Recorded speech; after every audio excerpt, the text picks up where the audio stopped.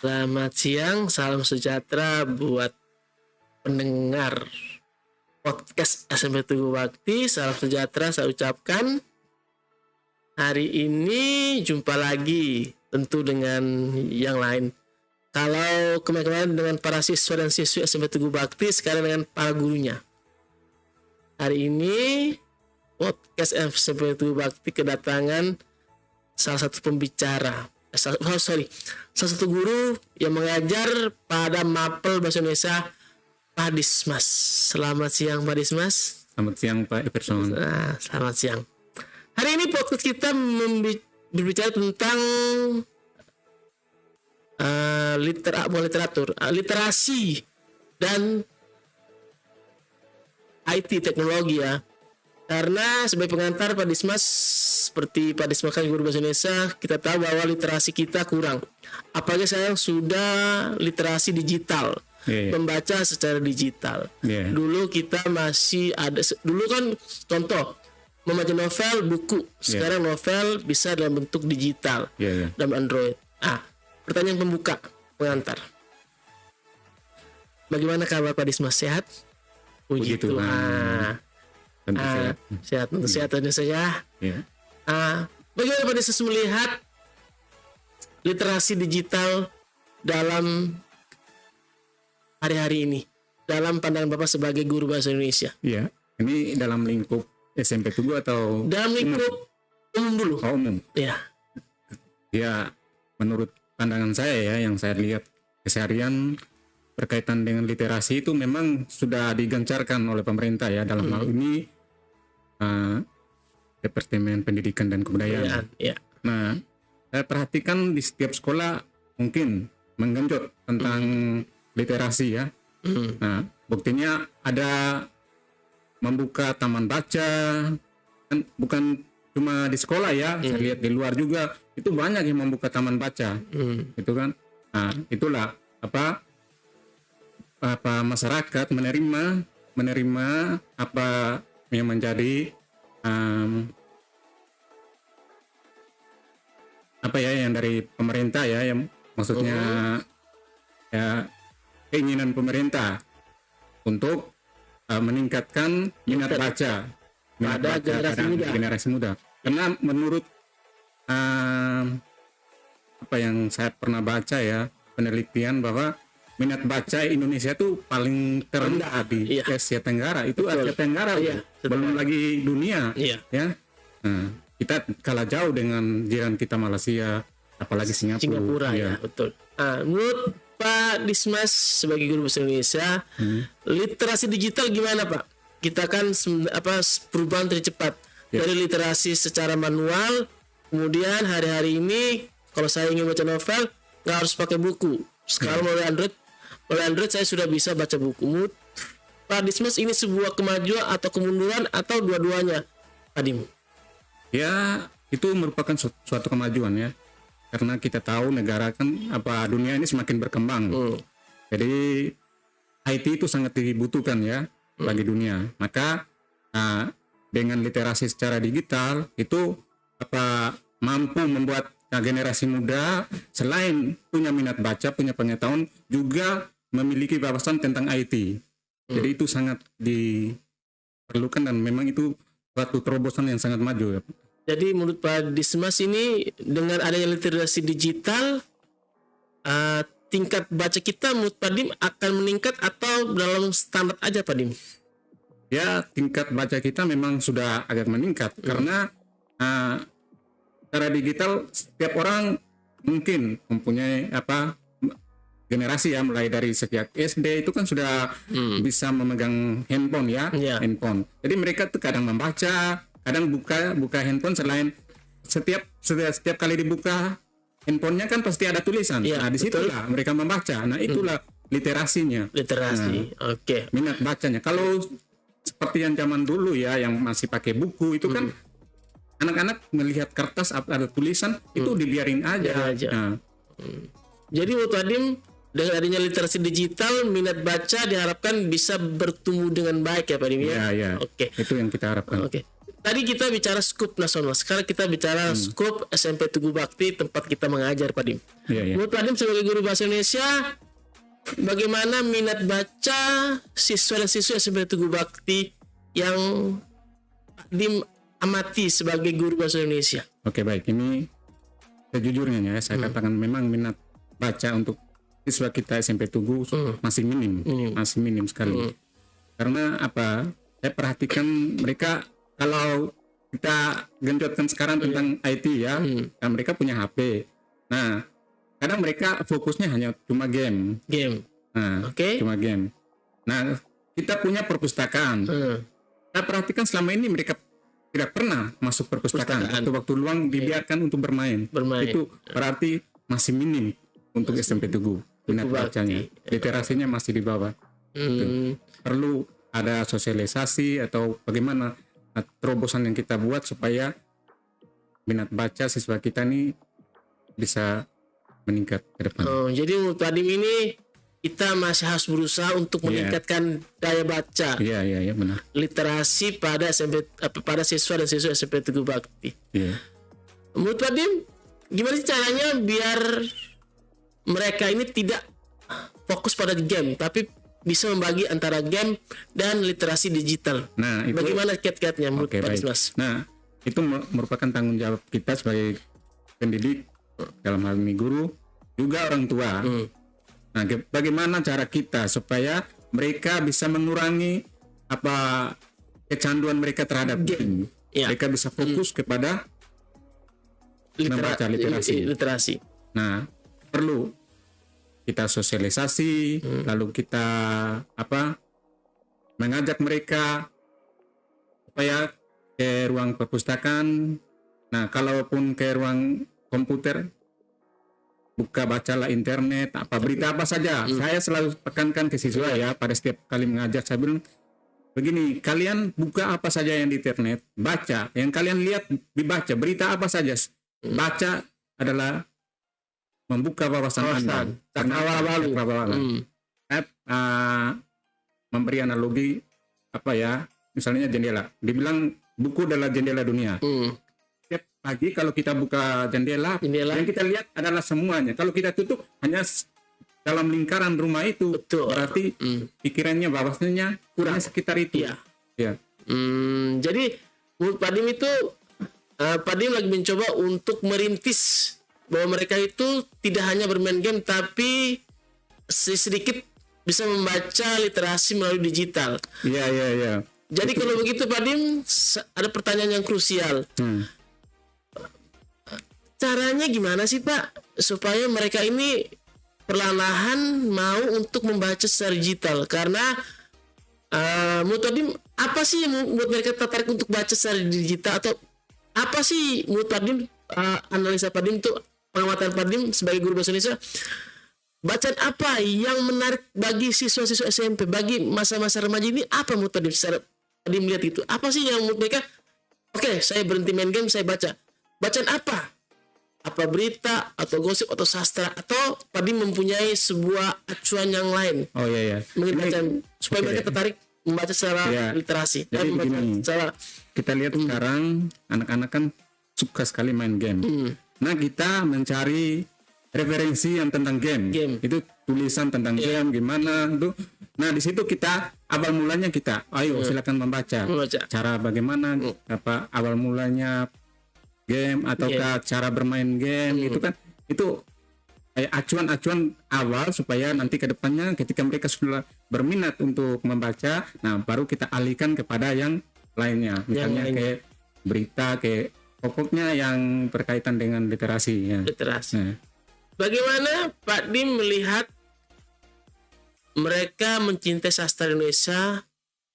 Supaya mereka saya lihat mereka ini kurang sekali membaca sastra Indonesia. Pak Dim sebagai guru bahasa Indonesia bisa mungkin memberikan kiat-kiat. Tadi Pak Dim sudah dari awal mengatakan bahwa literasi apa aja, penting literasi dibaca supaya mereka ingin menumbuhkan. Setelah itu pertanyaan krusialnya adalah, setelah itu kita sebagai Indonesia perlu membaca sastra. Saya pernah baca sebuah penelitian bahwa di Inggris mereka sudah baca Shakespeare, itu sastrawan. Saya kira di kita kurang membaca sastra-sastra Indonesia, baik sastra klasik maupun sastra modern. Dengan adanya literasi digital berhubungan langsung dengan sastra digital, menurut Padim bagaimana biar mereka suka membaca sastra Indonesia? Ya, oke, baik. Nah, jadi supaya anak-anak bisa berminat ya tentang sastra, jadi yang dibutuhkan sekarang bukan cuma teori ya, maksud kita cuma baca, kita bikin event misalnya tentang sastra, lomba puisi, lomba drama, itu kan termasuk sastra ya. Iya, betul. Nah, teater, teater kan terlalu rumit ya. Benar. Kita buat ya yang ringan-ringan seperti yang kemarin Pak Geri telah buat acara 17-an. Nah, di situ kan mungkin kedepannya kita selipkan dengan lomba membaca puisi begitu kan, atau lomba drama begitu ya. Jadi Padim mensiasati itu dengan tidak terlalu serius. Mereka seakan-akan kayak lomba. Mungkin bisa ada resensi sastra, misalnya Siti Nurbaya atau Adi Sengsara gitu Padim ya. Oke. Ketika mereka kita ajak mereka untuk berlomba begitu. Nah, mereka punya ide sekarang. Oh begitu, saya akan cari referensinya tentang drama itu bagaimana ya, pemerannya bagaimana caranya begitu. Puisi, kalau baca puisi mereka pasti cari referensi. Oh, cara ekspresinya bagaimana ya, itulah. Jadi Padim memulai itu dengan sebuah yang memicu adrenalin mereka gitu, perlombaan. Enggak harus Padim enggak harus mereka ke perpustakaan baca. Padim membuat alternatif jalan. Oh ini loh, kalau Anda mau cerita mungkin bisa perlombaan gitu Padim ya. Oke. Kalau begitu Padim melihat tadi sudah Padim uraikan dengan bagus tentang minat baca, tentang tadi Indonesia, Asia Tenggara kita masih kurang. Saya kemudian saya coba mengambil studi kasus kita SMP Tugu Bakti Padim. Tadi Padim sudah berbicara banyak tentang literasi. Saya cuma ingin tanya ke Padim sebagai guru bahasa Indonesia, setelah membaca, menulis, bagaimana Padim melihat fenomena-fenomena digital dengan 150 karakter atau mereka tidak bertanggung jawab, bagaimana menulis dalam dunia digital secara rapi dan sesuai dengan karya-karya Indonesia tapi menarik Padim bagi generasi, contohnya bagi siswa-siswa Tugu Bakti. Menurut tadi bagaimana caranya? Tapi gimana? Kalau lebih simpel, bagaimana menulis pop bahasa Indonesia, menulis pop supaya kan, contohnya para siswa-siswa punya Instagram, punya Twitter atau punya TikTok, mereka pasti menulis. Bukan bagaimana sih biar mereka tuh tidak lari dari kaidah-kaidah bahasa Indonesia? Karena kita kan harus cinta bahasa Indonesia. Maksudnya bahasanya. Bahasanya gimana ya Pak? Jadi yang dimaksud person menulis di digital,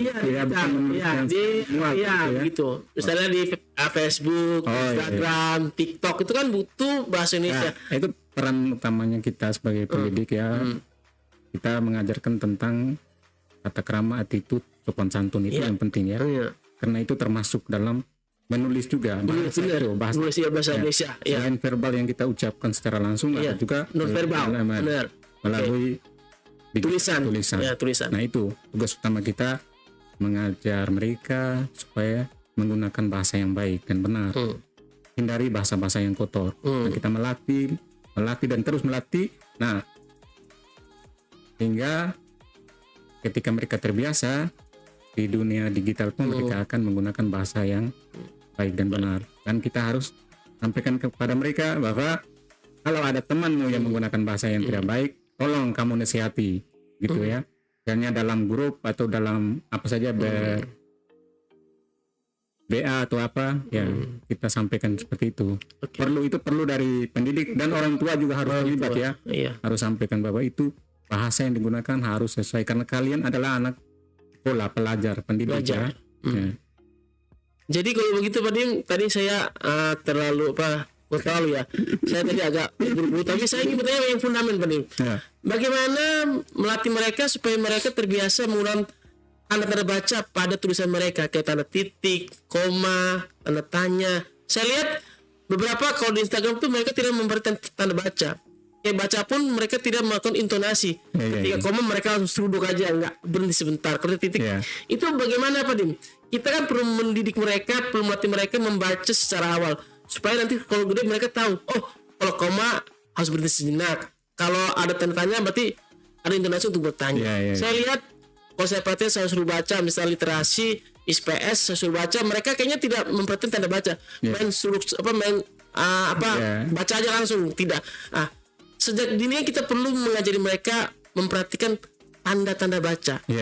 Menurut Pak Dim bagaimana biar mereka tuh nggak bosen, nggak boring gitu Pak Dim, supaya mereka mengerti bahwa pentingnya untuk mengerti tanda-tanda baca dalam bahasa Indonesia. Jadi ini tugas berat guru bahasa Indonesia. Betul. Masuk ke limit-limitnya nih Pak Dim. Karena generasi sekarang kurang peduli pada tanda-tanda baca. Benar. Ini kan faktor utamanya karena terpengaruh juga ya dari faktor luar ya. Iya betul. Memang mereka belajar di sekolah diajarin, tapi kan di luar bahasa pergaulan sehari-hari kan mengenal yang kata tanda baca, tanda koma, tanda seru. Jadi ini menjadi tugas dari guru bahasa Indonesia.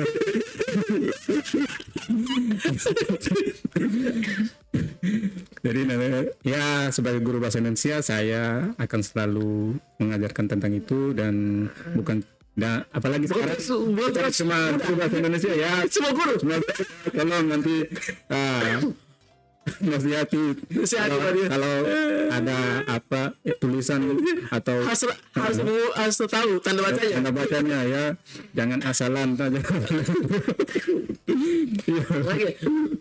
Tadi bagaimana sih Pak Dim melihat siswa-siswa SMP kita nih Pak Dim mengenai cara mereka menggunakan bahasa Indonesia, apakah bagus atau biasa atau dalam keadaan memprihatinkan Pak Dismas? Ya bukan cuma di SMP Tugu ya, memang semuanya sekarang bahasa Indonesianya memprihatinkan. Karena kebanyakan sudah campur aduk ya dengan bahasa-bahasa gaul begitu kan. Jadi kebiasaan itu akhirnya terbawa sampai ke sekolah. Bagus yang bagus. Maka dari itu ya kita harus tetap menyuarakan untuk cintailah bahasa Indonesia.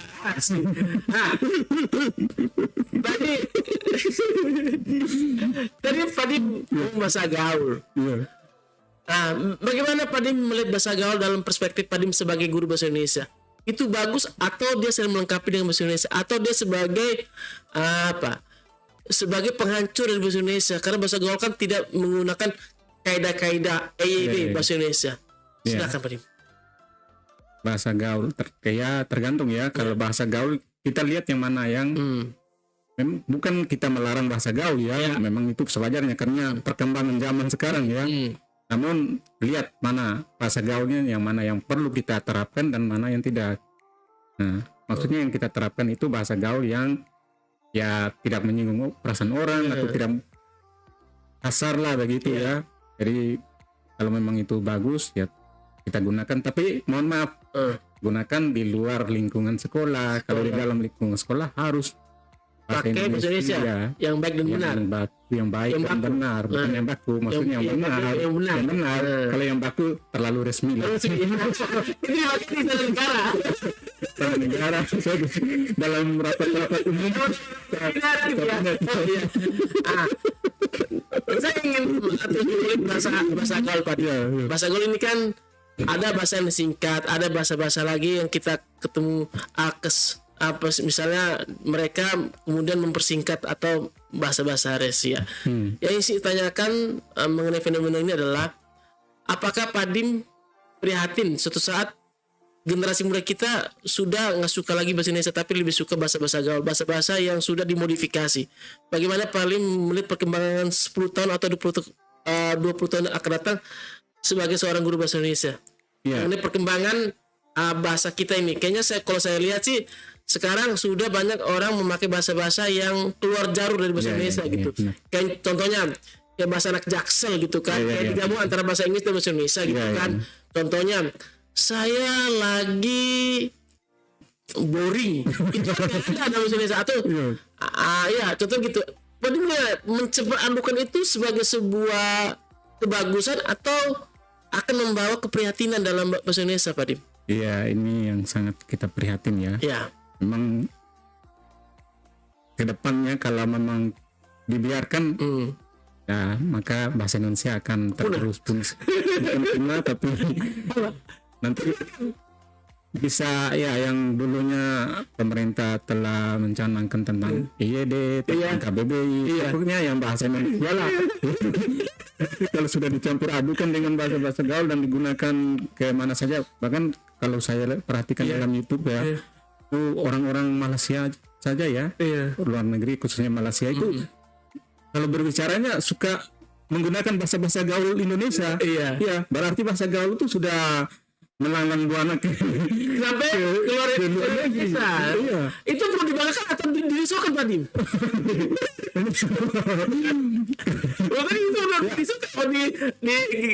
Itu perlu dibanggakan atau dirisaukan tuh sebagai guru Indonesia? Sebagai guru bahasa Indonesia ya saya kan harus mempertahankan bahasa Indonesia. Itu sangat risau sekali.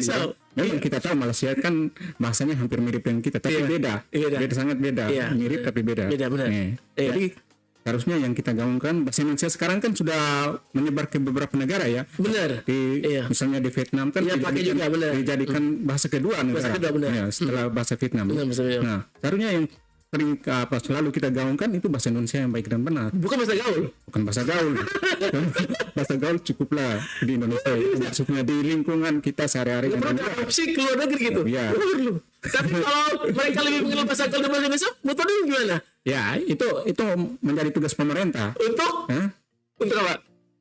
Supaya mengurangi bahasa gaul. Ya. Tugas pemerintah harus lebih ya menonjolkan bahasa-bahasa misalnya ya kita ambil contoh saja yang bertugas sebagai diplomat asing itu kan mereka kadang menggunakan bahasa Inggris ya, menggunakan bahasa Inggris. Harusnya mereka gunakan bahasa Indonesia. Contoh yang kemarin pernah ya 2 tahun lalu ya Jokowi kan waktu pidato di PBB dia menggunakan bahasa Indonesia ya. Nah itu contoh yang baik tuh yang dibuat oleh Jokowi ya. Nah, seharusnya begitu. Harus kedepankan bahasa Indonesia karena di situ kan ada translate-nya ya. Nah, itu. Kalau Padim percampuran antara bahasa Indonesia dan bahasa Inggris gimana, Padim? Yang sekarang sedang hits di Jakarta Selatan tuh. Jadi dia pakai bahasa Indonesia juga pakai bahasa Jakarta. Misalnya saya healing. Ya, saya. Nah, itu antara campuran bahasa Indonesia dan bahasa itu Padim gimana, Padim? Ya, kalau itu sebuah kemunduran atau kemajuan, Padim? Percampuran memang itu ya kalau dibilang maju juga bagaimana ya kalau gimana soalnya kita kan tahu bahasa Indonesia itu bahasa resmi kita ya. Apalagi bahasa ini kan ya rencananya ASEAN kan mau menggunakan bahasa Indonesia ya sebagai bahasa ASEAN ya. Jadi kalau mencampur adukan dengan bahasa Inggris ya terlihat keren tapi kan itu sama saja kita apa ya kehilangan makna bahasa kita bahasa Indonesia itu arwahnya hilang nah bukan berarti kita menyepelekan bahasa Inggris ya. Memang generasi sekarang harus diusahakan untuk mahir bahasa Inggris. Tapi dengan pertemuan itu metode menggunakan dengan bahasa yang benar. Maksudnya kalau menggunakan bahasa Inggris semuanya totalitas ke bahasa Inggris. Bahasa Indonesia. Nah, jangan mencampur adukan ya. Itu. Atau kecuali di dalam forum-forum yang ada selipan ya. Bahasa Inggrisnya baru bolehkan gitu. Ya gitu, Pak. Oke. Maaf Pak Everton sekarang kan berbicara bahasa Indonesia dengan guru bahasa Indonesia. Jadi saya tentu membela bahasa Indonesia.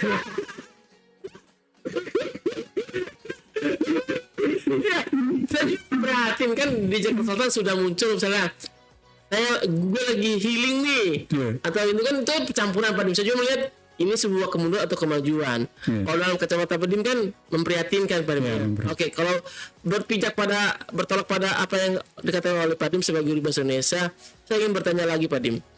Nah, kalau begitu apa yang perlu dilakukan biar mereka tuh sadar bahwa memakai bahasa Indonesia itu tidak boleh dicampur-campur, Pak Dim.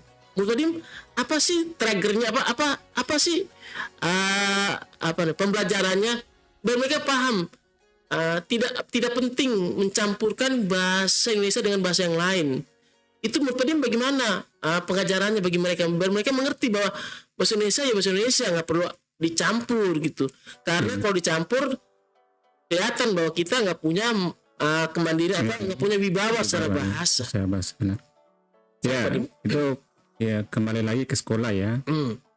Kembali lagi ke sekolah. Nah, tugas sekolah ya harus menekankan kepada anak didik kita bahwa gunakanlah bahasa Indonesia kita. Seperti yang saya katakan tadi, cintalah bahasa Indonesia. Bahasa itu kan telah diperjuangkan oleh para pemuda ya, pemuda 28 Oktober tahun 28 itu yang mengikrarkan bahwa bahasa Indonesia lah bahasa resmi Iya, yang menyatukan kita Indonesia. Benar. Ya, jadi mari kita generasi muda hargailah perjuangan para pahlawan kita ya, pendahulu kita dengan mencintai bahasa Indonesia. Itu salah satunya ya. Oke, terima Jadi kasih. tugas utamanya adalah sekolah. Oke, Pak Dim, terima kasih telah hadir pada podcast SMP Tugu Bakti. Sampai di sini saja. Selamat siang. Dah.